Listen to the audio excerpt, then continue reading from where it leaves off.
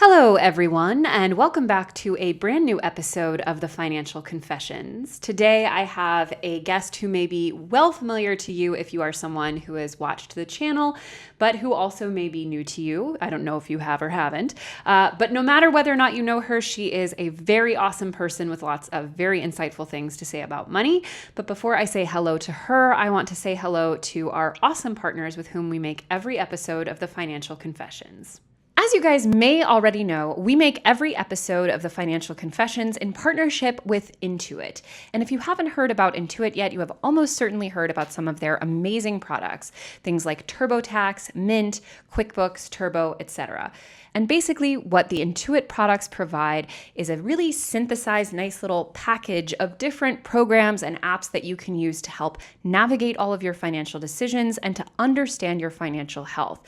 Whether it's, for example, having help navigating the process of doing your own taxes, like with TurboTax, or getting a higher level view on the overall indicators of your financial health, like with Turbo, Intuit provides the products that will help guide you through these decisions and give you that peace of mind that the decisions you are making are the right ones for you and they're based on real knowledge about your own financial health. So if you cannot wait to get started with Intuit's awesome suite of products, check them out at the link in our description or our show notes. So as promised, someone you may know, maybe you don't, but I bet you probably do. It's Tasha Cochran of One Big Happy Life, our former host of the Friday show, The Lifestyle Fix. Hello. Hi, Tasha.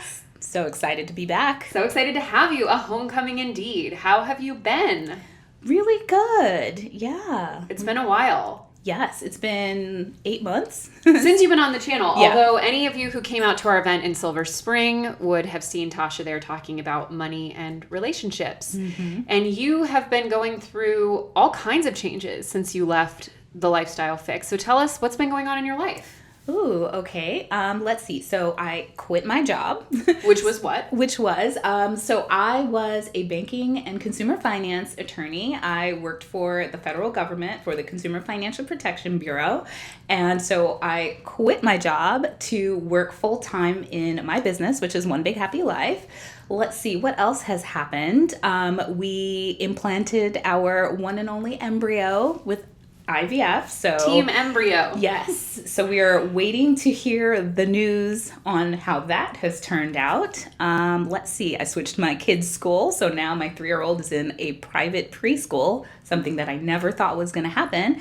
And I'm getting ready for my oldest daughter to graduate from community college and head off to college at 18 as a junior. Same community college I went to, fun fact. Yep. Anne Arundel Community College, shout out. Team Community College. Yes, saved so much money. So tell me about One Big Happy Life, for those who may not know. What is it? Yes. So I like to say that One Big Happy Life is personal finance for people who like nice things. So we believe that you can create a money plan that allows you to enjoy life while also meeting your big financial goals like building wealth and paying off debt and doing the things that you really enjoy. So that's what we teach over on One Big Happy Life. And I know that you had mentioned that you recently left it. For a long time, you were an attorney working in banking regulation at the federal level. Yes. So can you just talk to us a little bit about like what that means, what you did, what are some of the things that you learned from that experience? Sure. It's like, I want to say what didn't I do, because I worked for the CFPB. So there are many different federal regulators when it comes to banks. So, and I worked for several of them, including the CFPB, which is the Consumer Financial Protection Bureau, the FDIC, which provides the insurance that so many of us rely on with our banks, but also is a bank regulator. I also worked for HUD because HUD is in charge of the Fair Housing Act, which includes fair lending. And so any complaints that were filed with HUD against any financial institutions, I also dealt with that. So, and I worked as outside counsel for banks, so in private practice. So over the course of my legal career, I got to see the inside of banks from many different perspectives. And I would say the first thing that I would want people to know is just about everything that you do with a bank has some kind of regulation behind it, including when banks have to give disclosures, how long they can hold your deposits, like what types of, even down to the credit models that they use and the impact that they have on people. Like the federal government is keeping an eye on all of those things. And so that's what I did as an attorney. Wow. And do you feel like there are a lot of just kind of rights and best practices that a lot of people don't know when it comes to what they have access to at a bank or what they should be able to advocate for themselves about? Yeah, absolutely. I see that all over the place, especially, and not just with banks too. I mean, we're talking about all financial products. So student loans are a big one.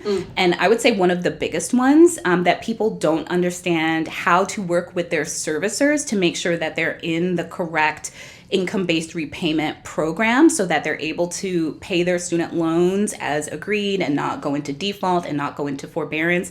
A lot of people don't know how to navigate those conversations with the servicers. And so then they end up feeling really hopeless and powerless when it comes to their student loans, when the reality is that they have options. And that was something that would really frustrate me as when I had one foot in the personal finance media and another foot in consumer finance regulation, because on our end, it's like, well, consumers have all of these options that can help make their student loans more affordable. And it's like, why aren't they using them? And then on the personal finance media side, I could see that they were getting mixed messages. And so that's one of the reasons why I decided to leave the work that I was doing, which had massive, worldwide impact to the extent that countries look to the US and how we regulate and the kinds of laws that we promulgate to help our people. I left that to do this because I really enjoyed having that direct reach and to be able to spread the message directly rather than trying to figure out, well, how can we as an agency get this information out to people? What are some of you say, mixed messages about like what options people have. What are some of the messages that you think personal finance media consumers might be getting that are misleading or incomplete? So one I would say is this idea that debt is bad and that banks are out to screw them. And that's really not, from the bank's perspective, most financial products are structured in a way that is meant to be beneficial to the consumer and to the bank. There are very few financial products, one of them being payday lending, where there's actually an incentive for the lender to make loans where the person is continually defaulting because they can still make money off of those loans. So with the bank, when you default on your loan, the bank loses money. The bank does not want you to lose money. And so I think more and more banks are realizing they were assuming that people were able to understand what they were getting into with these financial instruments.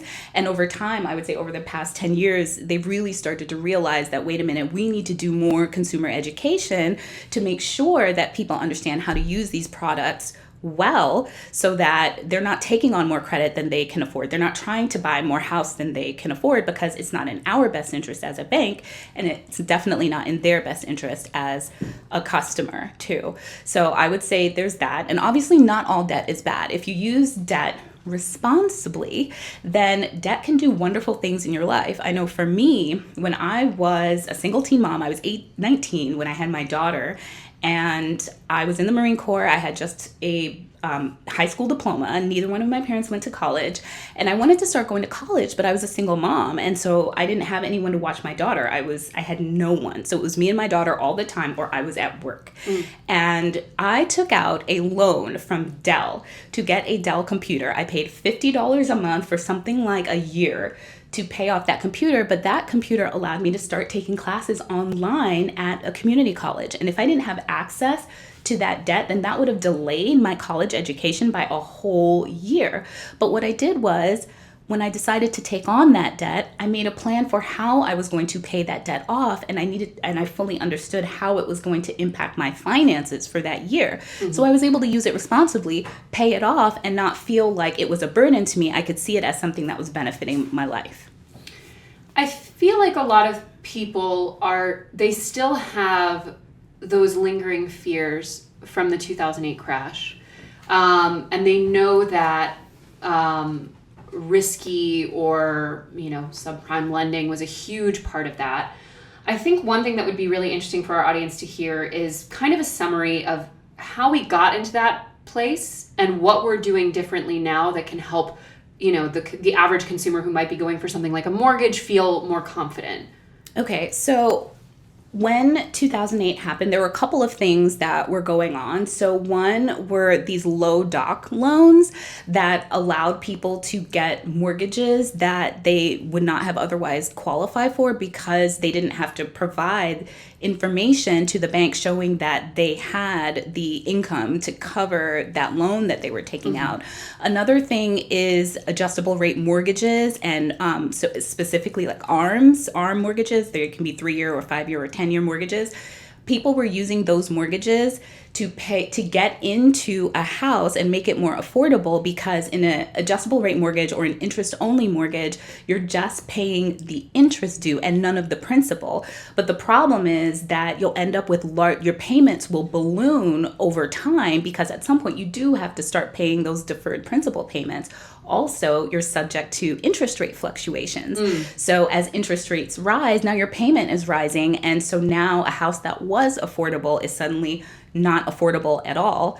And then, of course, we had a lot of even worse predatory lending going on with a lot of bait and switch, where these lenders would say that they were giving, say, a conventional mortgage at X interest rate, but really it was an interest only mortgage or an ARM or it was a conventional mortgage at a much higher interest rate or with much higher fees. And so then that type of predatory lending then set us up to be in a position where, we had all of those foreclosures, and then also there was the securitization of all of those mortgages as well. And so then it impacted our financial system in really horrible ways. And so I would say, in terms of how the things that we have in place now to protect us from that, is that now banks are actually required to show that the mortgages that they are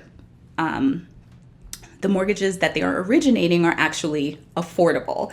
So they have to show ability to repay, and there are regulations around what constitutes ability to repay, what percentage of someone's income they can say is affordable when they're devoting that income to their mortgage. And so that really helps, because if the bank isn't meeting those affordability requirements, then that kind of already paints the bank as a bad actor. If something bad were to happen to that mortgage, then the bank is going to be basically automatically at fault.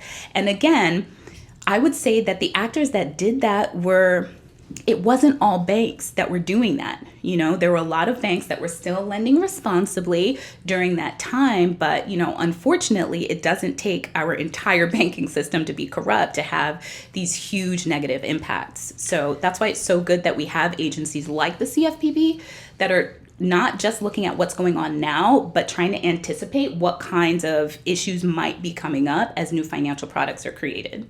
Now, when pre-2008, those lenders were misrepresenting the types of mortgages that someone was entering into, was that illegal at the time? Yes. So they were just straight out breaking the law. Are there things that everyone going into something like a mortgage should know to look for to be certain that someone's not getting one over on them? Yeah, so another thing that has happened since 2008 is the disclosures that you receive when you buy a house. They have completely changed, and they're now, the truth in lending disclosures are now made in a way that, in theory, a person should be able to clearly see what they're being charged, how much the loan is going to cost them, what fees that they're going to have to pay.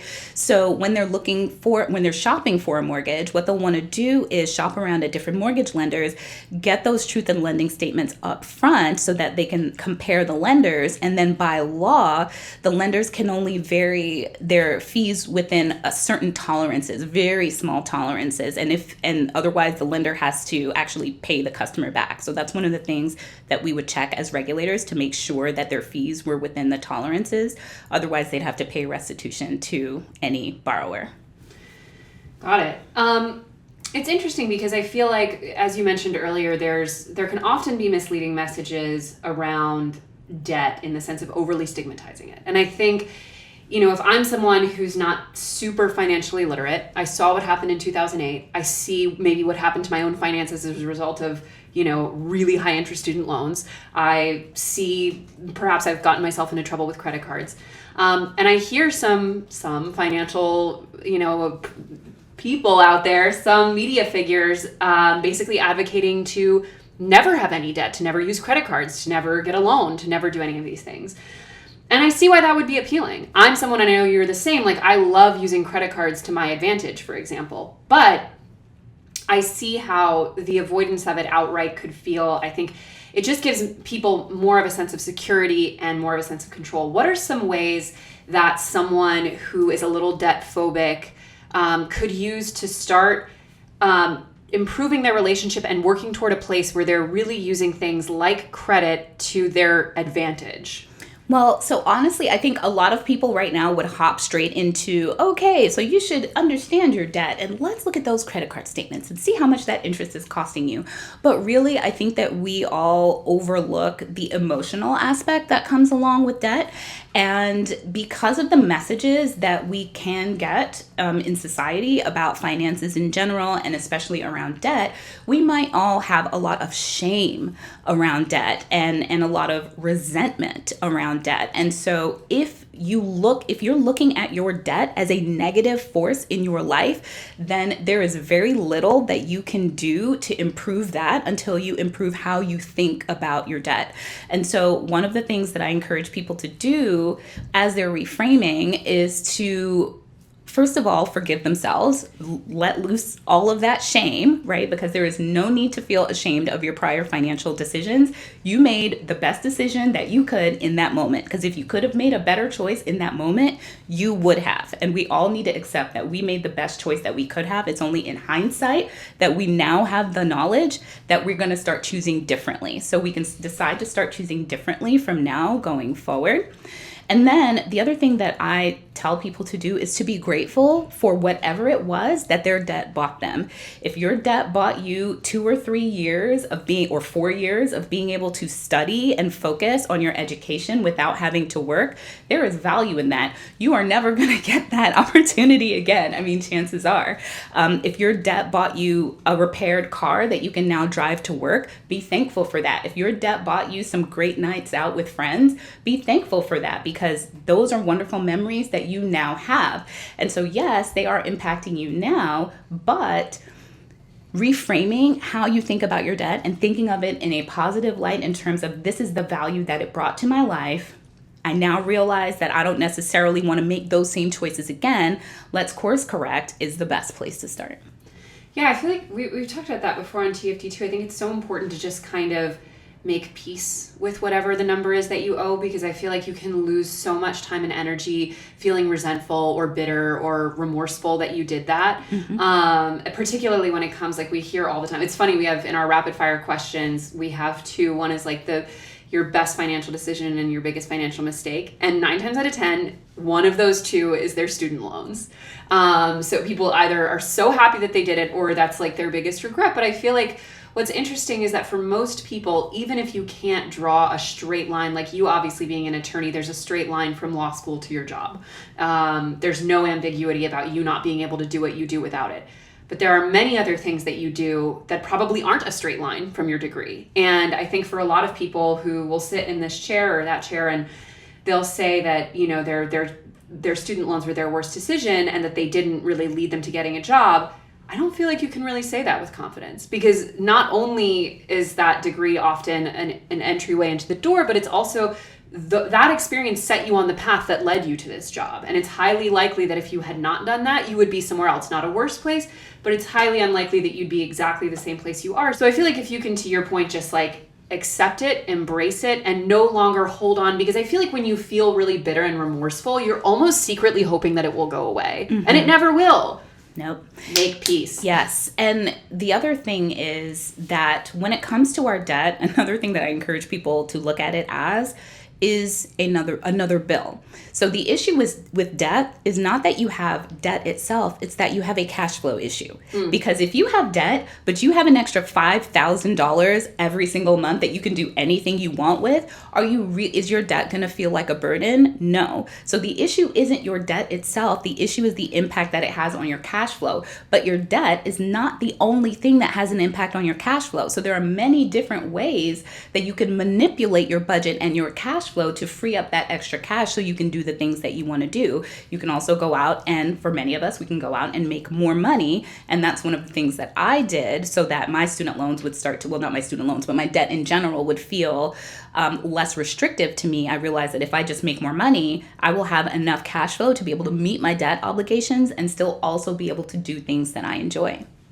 You also said something really interesting before we turned the cameras on about how another way to look at debt, and even another way to look at interest, is you're buying yourself time. Absolutely. With which you can be doing other things. Yes, because that's all interest is. It's you get money now, and in return, you agree to pay the person who's lending you that money a convenience fee. Because otherwise, think about it. Let's say you were going to get a $20,000 car, and it would take you 5 years to save up for that car. For 5 years, you don't have a car. You just have $20,000 slowly being added to your account, and who knows what you're doing for a car in those 5 years.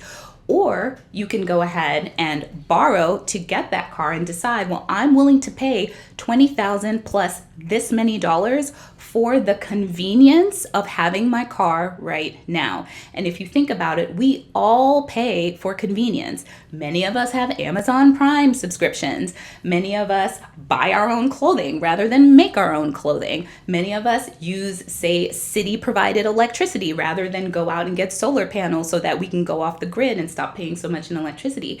We pay for convenience all over the place.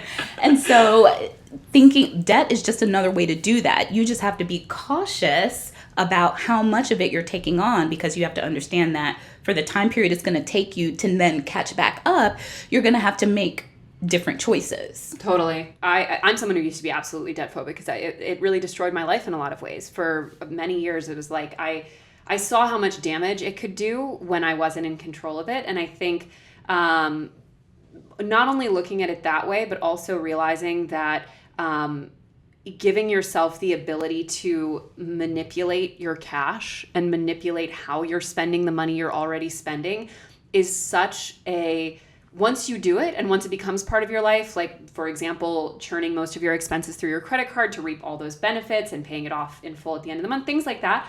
Once you start doing it, like to me, the idea of being beholden to a schedule of just like my checking account essentially seems crazy to me. But I think it's just a mindset switch of learning that what you can't do is treat credit or debt or loans as a way of buying things you can't afford. Absolutely. Ultimately. Like even if you're not going to be able to, because like obviously it's unlikely that you're going to be able to pay off your mortgage without interest or what have you. But if you know that it's a reasonable financial decision that you can comfortably afford and which is building valuable equity, there you go. For a credit card, if it's something that you know you can pay off in full at the end of the month, that you're not just going to be carrying a balance endlessly, there you go. It's because it's no longer about living the life that you can't afford to live, which I think was such a horrible element of the crash. Yes, absolutely. And I would say to that idea of, cash flow, I love the concept of consumption smoothing, where we look at our income and expenses, not just this paycheck or this month or even this year, which I recommend that you do as part of a 1-year spending plan, but you look at it holistically over the course of your life. And when you start looking at it that way, you'll realize that there are parts of your time, your life that are more expensive, like your 20s and 30s if you're raising kids, and then those costs start to decrease. And so you don't want to have a feast and famine aspect to your life. You can use debt to help consumption smooth as long as you do it responsibly. And over time, you want to be able to do things like also build up your emergency savings. Make sure that you are investing for the long term so that you're building wealth so you can stop working one day. And then start building sinking funds too. So you might find that in your 20s and 30s, you may need a car payment or want one, but then by the time you get to your 40s, because you've been building sinking funds, in part because you've had that cash flow, the flexibility with your cash because you utilize some debt, then you'll find in your 40s and 50s that you already have a sinking fund, and now debt is entirely optional, and you just can game it if you want to and take your credit card and buy a car and then pay it off if they'll let you. They often don't. I have, it's funny when we look at our year-to-year mint, the holidays, my birthday, and my husband's birthday are all within 3 weeks. So it's like every year, it's like the net worth is going like this, and it's like, and then it goes back up every single year. But it's funny because once you start looking at it that way, to your point, like you can start to mentally adjust for it. And we're like, okay, so we know that like October, November, we're going to want to save a lot more. And we know that we're going to go on a financial diet every February, if that makes sense, because we don't want it to feel like, because I think the other thing, and I think credit cards in particular can be a slippery slope with this, is you can really have that feeling of like, well, I'm already going crazy. Let's go crazy, you know? And it can be really hard to pull yourself out of a spending spiral, I think. It can be really hard to pull yourself out of a spending spiral unless you have a really good handle and already know and accept when is going to be a time that costs a lot and when is a good opportunity to save. And that's why I really recommend that people create a 1-year spending plan versus just going month by month or year by year, or month by month or paycheck by paycheck. Because when you get into this habit of just looking at your next paycheck or just looking at the next month, you don't realize the impact that the decisions that you are making today are having on your Christmas. Totally. Right? So when you have that 1-year spending plan, if things went crazy in December, first of all, you already have next year's 1-year spending plan. So you can already see that it's affecting everything that's happening in that following year. So if you have the 1-year spending plan and then you develop a habit of always checking, because of course, if you avoid, then you're going to keep spending because it's going to feel like funny money. But if you just track what you're spending, you plug it into your 1-year spending plan, then that's going to stop you, because it's not just like, well, I want to buy a purse now. It's, oh my gosh, I wanted to go to Cabo in June and this is killing that. I don't want that to happen. I want to go to Cabo. And so that will help nip your spending in the bud. Because those two things are linked, whether or not we choose to acknowledge them. Like your decision today has a huge impact on your summer. And I feel like Mark and I years ago moved to a model of yearly savings goals rather than monthly. Because I think to that point, like there are months every year, usually the same months, where we don't save anything. And then there are months where we save like 60% of our income. And it just totally depends on what your life looks like, and keeping in mind, as you said, just like the idea that it's not like your life doesn't reset at the first of every month. And I feel like a lot of people, especially when they get on that paycheck and bill cycle and there's not as much variability, they treat every first of the month as if it's like a completely blank slate, and it's absolutely not. Yep. Yeah, it's completely linked. Yeah. And I think one of the things that I think is so important about teaching people to embrace what, you know, something like credit or debt can mean is, I think there's something almost infantilizing about this idea that people can't use it responsibly. Yep. Or that especially if you ever did use it irresponsibly, that you can never again, it's like something you can never go near. And I think for a lot of people, it keeps them in a bad place, because for most people, I would say for nearly everyone, building wealth and building a better life, it's almost impossible to do without ever leveraging debt or ever leveraging credit. You really can't do it. I mean, even if you look at something as universal as, like, for many people buying a home, but you're going to pay cash for your house? Like, I highly doubt that.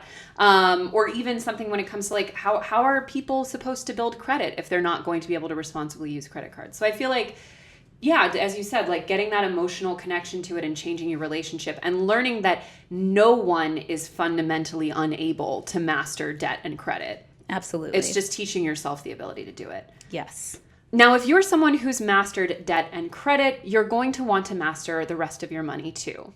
as I mentioned earlier, one fantastic and free app that you can use to help get a bird's eye view of all of the different indicators of your financial health is an app called Turbo. Basically, what Turbo does is it provides a really comprehensive look at all of the different indicators of your financial health. Things like your net worth, your debt to income ratio, your credit score, basically all of the things that you'll need to understand and improve in order to make those higher level financial decisions. Something like, for example, applying for a mortgage.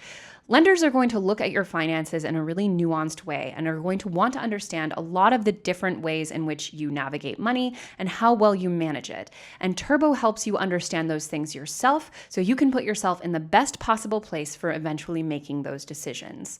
And be sure that when you walk into something like a lender's office, you have everything working on your side. Check out Turbo at the link in our description or the show notes. And remember, it's totally free.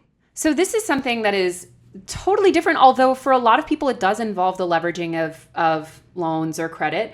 And it's something that you'd mentioned earlier and are very open about on your social media. You and your partner Joseph have been kind of on an IVF journey, as they say, for how long now? I guess you could say a little over about a year. About a year. And you guys you have 2 children. Yes. And this would be your third, and it's, as I think you said, your third round of IVF? Yeah, so it's actually, it's funny. So IVF has 2 parts. There's the retrieval part where they actually take out the eggs and fertilize them and potentially freeze them. And then there's the implantation part. So it's possible to do multiple rounds of part 1 before you move on to part 2. And then it's possible to do multiple rounds of part 2 without ever going back to part 1. So we did 3 retrievals last year, and then we just did our embryo transfer of our one and only embryo, a few weeks ago, 2 weeks ago. Wow.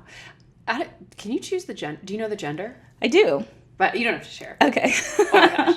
But that is so interesting that you know the gender. Well, we only have one, so. Yeah. No, totally.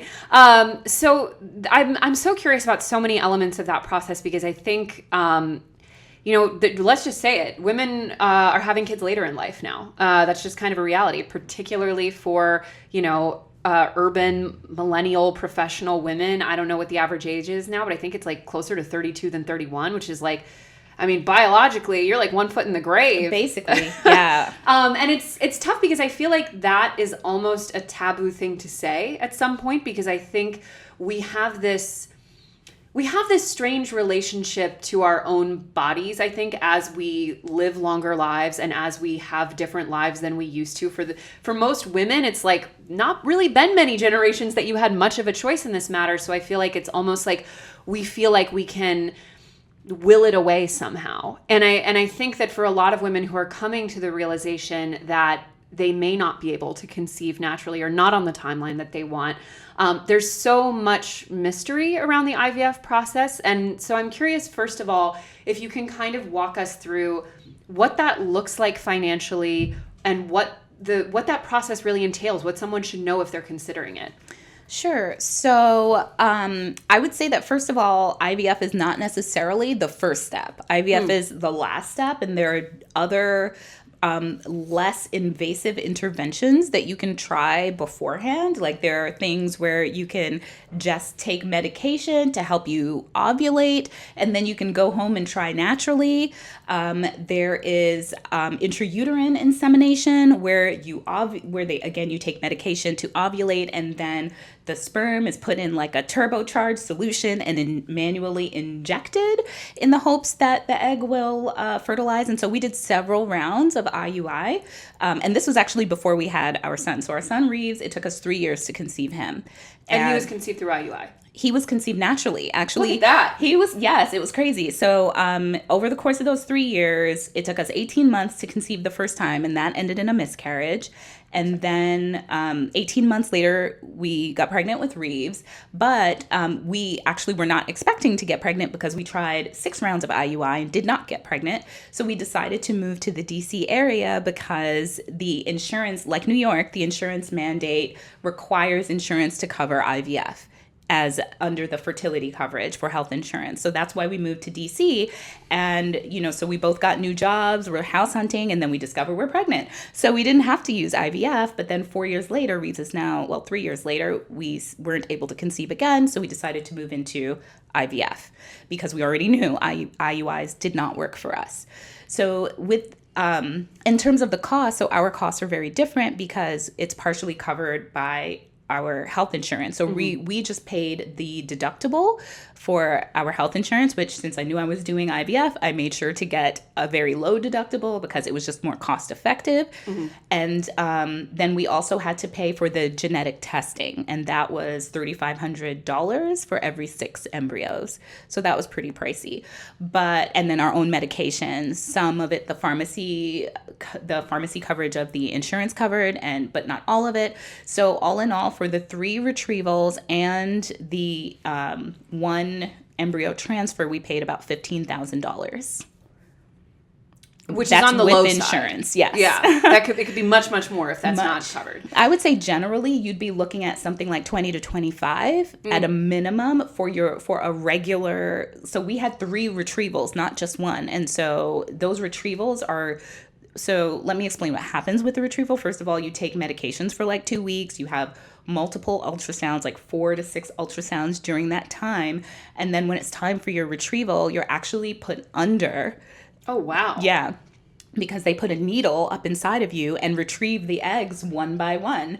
So that was tedious for that doctor. Yeah, especially because my doctor had to retrieve 50 eggs at once. So oh my gosh. Yeah. Wow. I was there, I don't know what they called me, like super producer or something. Look at you. But unfortunately, the eggs, that's what they said. That's funny. But none of the eggs, only 2 of the eggs ever fertilized, and only 1 of them was genetically normal. So that was the process. Now, the actual transfer process is much simpler because I'm awake. And the embryo's put in a little syringe and then just kind of injected in there, and that's it, everybody. And then we all listened to some Adele while it was happening. It was nice. So it's not just the money even, it's also all the time that you have to, who knows if your job is going to be, oh yeah, comprehensive for that. So I knew that I had a strong idea that I was going to be quitting my job, and I had a lot of sick leave. And so I was saving it up just in case we got pregnant because I knew I would have to use sick leave as my parental leave because my job at the time did not offer parental leave. Yeah. So I used my sick leave for that because my transfers were actually very, very painful. The egg extraction for me, the recovery process was very, very difficult because I was an overproducer. My ovaries would go from the size of a kiwi to cantaloupe in 2 weeks, which, is as painful as you can imagine that it would be. And the recovery process was really difficult. So I ended up taking probably about 2 weeks off of work for every retrieval that I did. That's huge and something most people can't do. Yeah, it's, it's funny, like, you talk about this, you've talked about it before on, on your channel, on ours, you talked about it at our event in Silver Spring, this feeling of like, you don't have as much time as you think you have, you know? And I think it's so funny because for all that, feminism has given women and all of the opportunities that we now have that our mother or grandmother's generations didn't have, there's also a heavy cost with that, which is like, until further notice, women are still going to be the ones who have to physically go through the process of having the child. And like, listen, we have Jeff Goldblum out here having like, his first kid at 62, which I don't approve of, but whatever, it's like his choice. But they have that option, and that's something that they just don't have to think about in the same way. And I think for a lot of women, it's interesting when I talk to a lot of my girlfriends, like I'm very much like, as much as I love children, I know that at the very least a biological child is not for me. Like that is just something that I feel very comfortable with. And luckily my husband is very much the same way.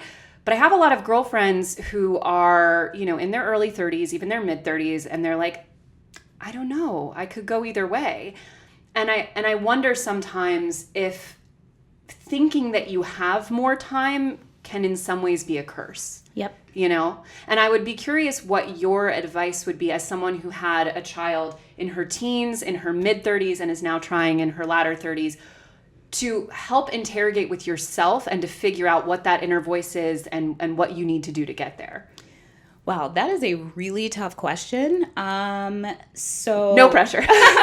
So one thing I will say that I do tell Alexis, my daughter, who is about to be 18, you know, she has seen what I'm going through. She's actually she's the one that gives me my progesterone shots in the butt in the morning. So she was there when I pushed out her brother, 10 pounds, 3 ounces. So she's had the full experience. And so I have conversations with her like, look, I want you to be able to do whatever you want with your life and enjoy your life, but understand that if you wait until 30 to start having kids, you could potentially find yourself in a position where you're not able to have kids when you want to have them, or you are not able to have them at all. Because at the end of the day, 25 is when stuff starts going downhill real fast for us. As long as we live, it's still our reproductive tract is on its own timeline. You might feel like you're still 20, but your eggs are saying, look, we're pushing 40. You know what I mean? So I think that you really need to think about what it is that you want out of your life. What do you want your life to look like? An exercise that I like to do is to pretend that I'm about to die. I know you like this. I love it. It's you my could favorite. Die. Exactly. And so when you're on your deathbed, who's around you? What do you want that to look like? Do you see it as a group of like lifelong friends, none of whom are your children? Or do you see your children and your grandchildren? And I think that can really help you.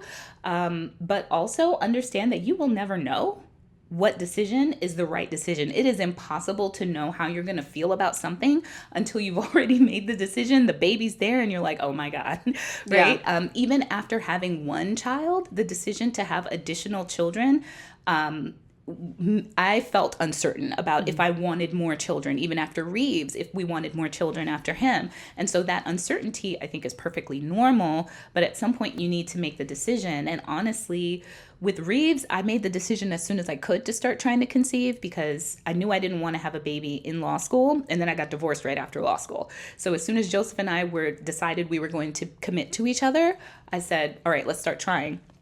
And it took 3 years to have him. With Reeves, with this trying to conceive now, we weren't sure. For about 1.5 years, we kind of went back and forth. And now I regret that lost time. You know, I wish we had just gone for it because at the end of the day, we know that we love our children. We know that we love being parents. And so sometimes you just have to jump, even if you don't know for sure where you're going to land. Yeah, I think that's really astute. I think also when I think about a lot of people in my life, and I think it's increasingly common for women of older and older ages biologically to feel that uncertainty. I think, as you say, like it's natural and human to feel uncertain about things, particularly if you're not necessarily in the relationship where you'd want to be having a child. But I think it's a question of being honest with yourself, as you said, that like I have to be understanding and accepting that if I do end up going this route, it may not look like what I want it to look like, or it may not be possible. Because even financially, that's a huge preparation. Because listen, IVF is very expensive, but so is adoption. Like adoption is incredibly expensive. Surrogacy is incredibly expensive. These options, like as soon as you have decided that, or as soon as you've accepted that it's not going to be, the natural way, like almost every option available to you is quite expensive. And I would be curious for the person in the heteronormative relationship in the room, Ryan, have you guys started your planning? Because obviously you're going to have to go one of these alternative routes. Yeah, we think and talk about it a lot. And it's one of those things that we plan for and we're trying to make space for, but we also have to come to terms with the idea that if a financial hardship was to hit us, that bad timing would really take those options off the table. And lightning can strike anybody at any time, and then it can make things a lot more difficult. But we know that we're going to have to go to extreme lengths to welcome a kid in, so we really want to know that we're going to do it in the best way with the resources possible to create the best situation for everybody. And so we've had to make peace with it not being an option, but also, actively working. Like that's a big goal of ours to get there at some point. And we also have to have the understanding that if we do have to have kids later in life, that that there's a level of understanding like within our families that like my parents can expect us to have kids within the first 5 years of getting married, or you can't really put a time on it because it's going to come down to price, which is a huge barrier for entry. The availability of those options. So we need to find someone that we're comfortable with for surrogacy. We have to find an adoption agency that's open to the option. And then we're going to have to find the right fit. And then from there, there's a million things that can go wrong. So you'd be better off kidnapping. Honestly. It's like those penguins who, like, you ever see that documentary with the penguins in the North Pole and they steal the egg? Anyway. We stand those penguins that stole an egg. I remember seeing there were gay penguins that stole an egg. Did you see that one? Yeah, they stole an egg, and there's also penguins that collect rocks, and then they wait all winter for them to hatch, and then they don't, and then they come back again in the winter. And all I think is like, well, some people love being pregnant.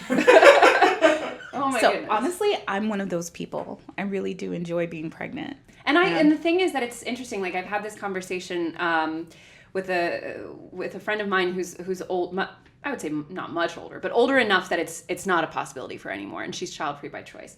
And that was one of the conversations we had of like, I can never relate to how important it is for women who want that feeling to have that feeling. And when you look at, for example, how trying, because you were describing earlier just the physical toll that something like IVF will take on you, but that goes to show if that's something you really want, how important it becomes to you. And I think that is also an important question for women to ask themselves, is like, is it important for me just to be a mother and I'm more agnostic about what that looks like? Or is it really important for me to give birth? Because that's its own financial preparation. And I wish that, I think there's so much just taboo around all of these conversations, because I think we do I think on some level we want to pretend we have infinite time. It's the same reason people don't like talking about retirement, because you don't ever want to imagine that you might not have the option one day.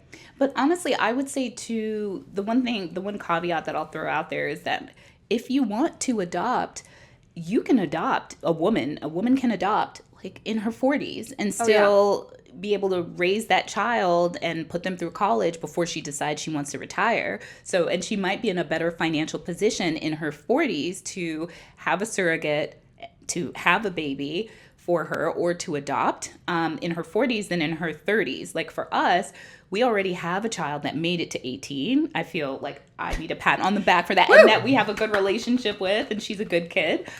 She is a good kid. Thank you. I've emailed with her. She's very sweet.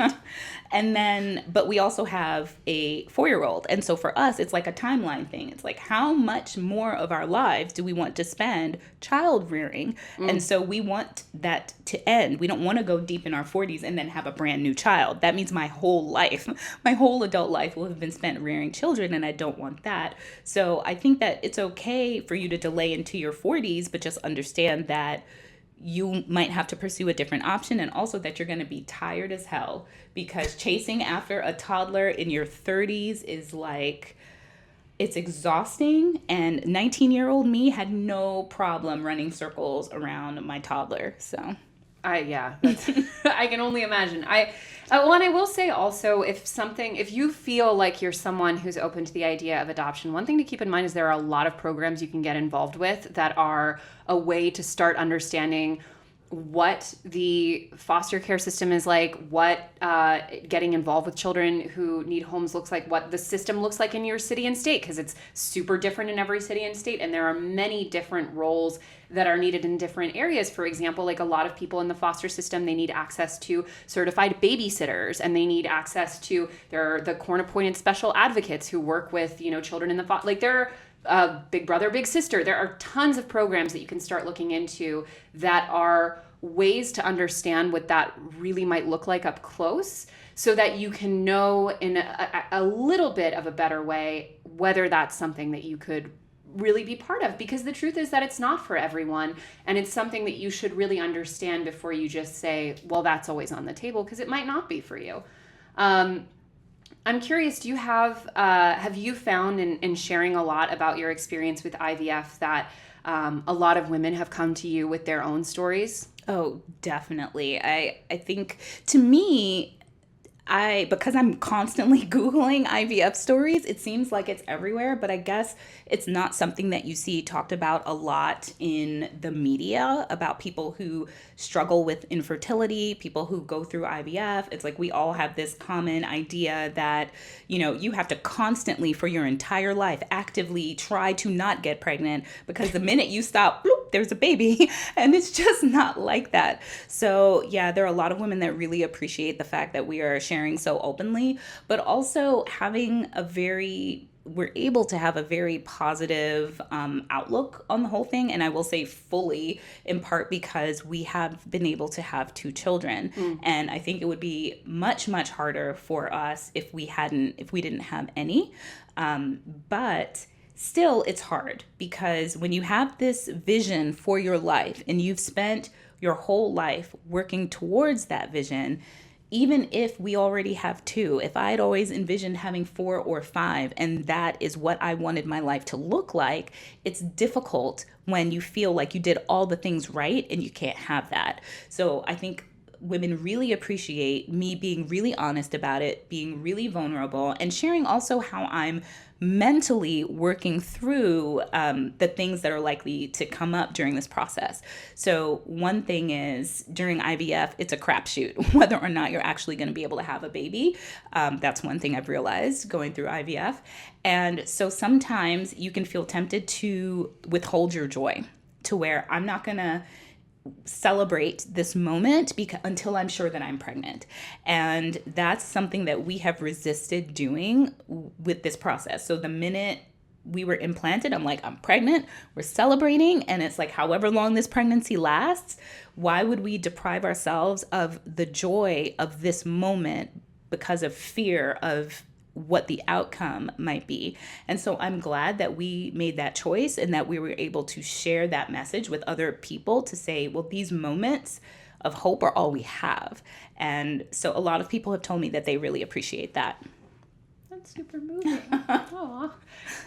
What would you say? I think one thing that I've always found really interesting about you and Joseph's paths with regards to balancing your 9-to-5 jobs, your careers as attorneys, your small business, the media, kids, IVF, all of this stuff, is I feel like you guys have an interesting balance of practicality with regards to, like, right before we were talking, you were like, well, we're probably going to sell our house at like this time, 2022. And I was like, why? And she was like, well, because X, Y, and Z, public student loan, all this stuff. So there's that huge practicality in terms of like, there's a real order and internal logic to things, and they're made at the right times, as right as you can get them. But then there's also this like huge level of optimism and ambition. And you kind of always strike me as someone who has the feeling that like, good things will come. The business will grow. We'll make the money. We'll make it work. How do you keep that level of optimism, and how do you ground it in pragmatism with your choices? Well, so I would say that I always ask myself, well, what's the alternative? Like what is, because I get that question a lot, like where do you find your drive and all of that? And I'm like, well, I only get one life, so I might as well try, because I know what's going to happen if I don't try. I'll just stay right here. So since I already know this, I can at least try these other things, and, fun things will happen. And I think at this point in my life, I've done so many crazy things, things that people thought I was crazy to do, like having a child at 18, buying my first house at 19, selling my house right before 2008. But, it was like, who sells a house? Like, you have a perfectly good house. What do you mean you're selling your house to go move somewhere to go to law school? What are you don't even know what law school you're getting into and you're selling your house. I'm like, nope, this is going to happen. And then I got into Yale, right? So I've just found that, and it's not because things have never gone wrong, it's just that I'm committed to living my life fully. Like, I like to say that I'm going to live the hell out of my life. Like, when I look back, there is nothing that I'm going to look back on and say, damn, like, boy, did I waste that. It's like, no, I am like wringing every last bit that I can get out of these years that I have here. And so I find that really fun. Because there's so much that I want to do and experience. And in terms of keeping it practical, well, every single life change has a financial cost. Like, the currency of our lives is money, period. And so I always, when I think about my financial plans, the things that I'm looking to do, I break out my 1-year spending plan and I create projections. So when I decided to sell my house and I said, okay, well, so I got into Yale. I also got into Stanford. At the time I was living in Virginia. Stanford is all the way in California. And so I'm comparing Yale and Stanford, 2 separate budgets. How much does housing cost? How much is it going to cost us to move out there? Every single decision that we make in life has a dollar attached to it. And so I ground my dreams in practicality by looking at, okay, well, what do I need to do to make this happen? And how much is it going to cost me? And then also, what are some backup plans that I can put in place in case that plan A and B and C did not work out? It's so easy, I think, for most adults, for their professional life to feel just overwhelming, and everything feels high stakes, and every email and phone and meet, and it's just, you kind of never get off the hamster wheel. And I think it's important to remind yourself, like, let's say worst case scenario, I got laid off tomorrow. I would find a way to make it work, And I think that there's something really valuable in going to the logical end of your worst fears, because I think that most of what we are held back by are these suspicions of what could happen.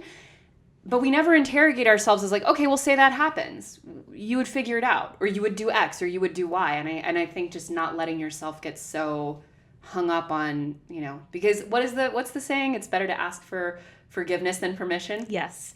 Yeah, I do think that people let the fear of what if get in their way too much. And I love asking that question of, okay, well, if the worst did happen, then what am I going to do? And actually come up with a plan. And then you feel good. Then you feel like you have a safety net. But the other thing is that I like to say is to redefine success. So people, they fear failure and they define failure as not achieving that ultimate goal. And so basically the only way to be successful is to have that thing all the way at the end. But I say that you should redefine success as showing up every day as the person that you want to be and living your life the way that you want to live it, right? Not just because you feel stuck, but because this is what you actually want.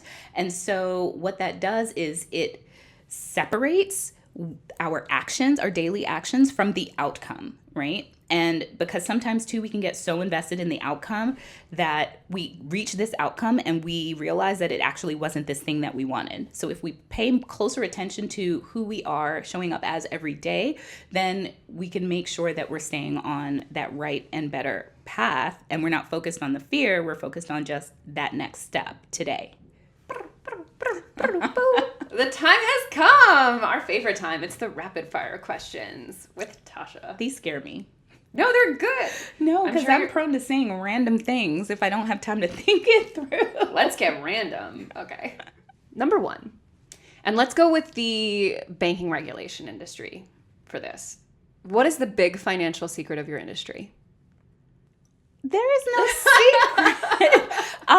Yeah, I would say probably the biggest secret is that many banks are trying really hard to do the right thing, and that, studies have shown that increasing consumer access to credit enables consumers to build wealth. So yeah, they're not all bad. There are lots of good financial institutions out there. So that's the best kept secret, I think. Except for boop, redacted. Kidding. What do you invest in versus what are you cheap about? Oh, I'm super cheap about my nails. I do not get manicures. I do not put nail polish on at all. I've been getting my lashes done. So do you know that like half the time when you were talking, I was like, are those real? They are not. But they're amazing. But they're subtle. And they're like, they just look like really good natural lashes. And also my brows. So right now my brows are filled because I'm, fully made up for camera. But when I'm barefaced, I still look amazing because I got my brows microbladed. So like, not having to do my brows, which were, 90s skimpy, and my eyelashes has just been the best. Oh my God. I was talking about microblading with him because I have really fair face hair. So I'm like always having to go in, and like anytime I'm about to go on a beach vacation or something, I always get them like tinted and shaped and the lashes tinted and curled. And I'm like, just skip the middleman and go microblading. Mm-hmm. So you're cheap at nails. Okay. What has been your best investment and why? It's gotta be any money that I've invested in myself, so that means all of my college education, Yale Law School, just because I know that I am my biggest asset. I believe in my ability to turn any money that I invest in myself, including I've spent tens of thousands of dollars learning how to run an online business because I was a lawyer and had taken 0 business classes, and our business has grown to a multiple 6-figure business, hopefully 7 figures soon. And so definitely investing in myself. And I wish that more people would value themselves enough to use some of their money to invest back in the knowledge that they need to build a better life. What has been your biggest money mistake and why? God, that's hard. Because I rarely see the decisions that I've made as a mistake. Oh my gosh. So one time... or do you? my ex-husband and I were in a parking lot, and this guy walked up to us with 2 Movado watches and was like, I'll sell it to you for $300 cash. We paid him $300 cash. Stop. And realized that, of course, those were not Movado watches. Oh my God. So that was that seems so out of character for you. Look, I was like 22, 23. I just thought, like, oh my God, people did that kind of stuff. I don't know. The I trusted easiest people. marks there ever were. Absolutely. No, my Louis Vuitton bag.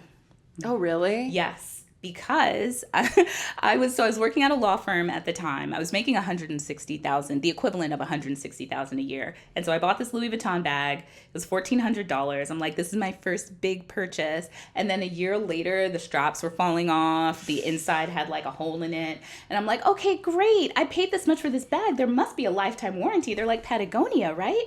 And they're like, that'll be $800. I'm like, are you effing insane? And so I'm like, never again, Louis Vuitton, never again. Those French D-bags, they're not giving anyone a lifetime warranty. They're like, you bought this, you can fix it. What is your biggest current money insecurity? Continuing to grow my business revenue. It's hard. It's really challenging. And as an employee, I always knew that if I was good at what I did, I'd make more money. That's all I had to do. Just be knowledgeable, be good, be an expert, and that would be enough. And in this business, being super knowledgeable about all of this stuff kind of does not matter, because there are many, all you have to do is call yourself an expert, and many people do that. They just say, I'm a financial expert because they said so. And that's enough for them to get a following, for people to believe them, for people to question me because of the things that they say. And so it's just, there's no guarantee that the fact that I'm giving people like the best accurate, legally sound information possible, like that will matter. And so I struggle with that in business. Listen, there are a couple people out there in the PF world that I'm like, every time I see them or someone cites them, I'm just like, yeah, right. But listen, it's not like doctors. Like doctors, there's like some real like even therapists and stuff. Like there's a lot more regulation around who can cite, like who can claim expertise. Yes. This financial world is all over the place. Yes, they are financial. Really, they're financial entertainers and not like credentialed experts. And so just take everything. I say, don't ever trust. You don't have to trust just me by myself. Like I will give you all of the information, all of the facts, the figures, the calculations that I use. I'll cite you the regulations, and then you can go fact check me, right? Which is what every single person should be able to do. If someone is asking you to just follow their one size fits all plan without any deviation, and they're not open to answering those types of challenging questions, then that's a big question mark. That's a red flag for you there. I'm a financial entertainer. I'm not an expert. You can like put a little sequin top hat on me.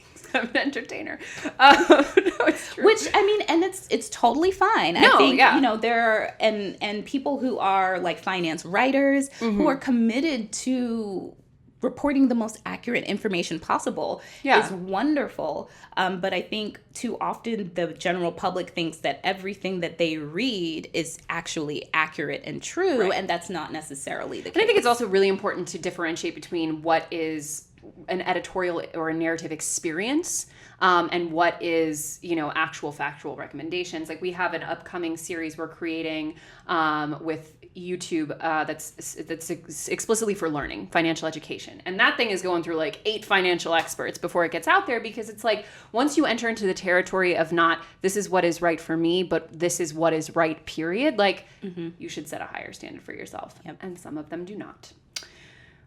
What has been the financial habit that has helped you the most? Saving first, foremost, and always.